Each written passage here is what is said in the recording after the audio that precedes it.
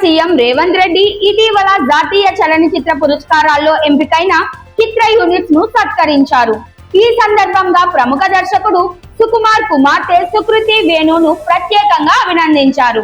గాంధీ తాత చెట్టు చిత్రంలో తన నటనతో ఆకట్టుకున్న సుకృతి బెస్ట్ చైల్డ్ ఆర్టిస్ట్ విభాగంలో జాతీయ అవార్డుకి ఎంపిక కావడం గర్వకారణంగా నిలిచింది.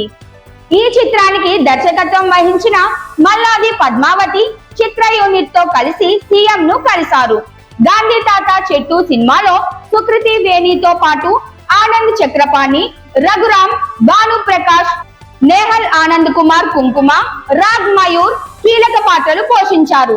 మైత్రి మూవీ మేకర్స్ బ్యానర్ పై ఎన్నేని నవీన్ మరియు వై రవిశంకర్ నిర్మించిన ఈ సినిమా ఈ ఏడాది జనవరిలో విడుదలై మంచి స్పందన అందుకుంది. తొలి సినిమాతోనే జాతీయ స్థాయిలో గుర్తింపు పొందిన సుకృతిని సీఎం రేవంత్ రెడ్డి ప్రత్యేకంగా అభినందించారు. ఈ సందర్భంగా ఆయన మాట్లాడుతూ పిల్లల్లోని ప్రతిభను ప్రోత్సహించాలనే ఉద్దేశంతో ప్రభుత్వం ఎప్పటికీ వారి వెన్నుదన్నుగా నిలుస్తుందని తెలిపారు. పర్యావరణ పరిరక్షణ నేపథ్యంతో తెరకెక్కిన ఈ చిత్రానికి సంబంధించి చిత్ర బృందం చేసిన కృషిని కూడా సీఎం ప్రశంసించారు. ఈ సమావేశంలో జాతీయ అవార్డులు పొందిన ఇతర చిత్ర యూనిట్స్ కి కూడా సీఎం అభినందనలు తెలిపారు.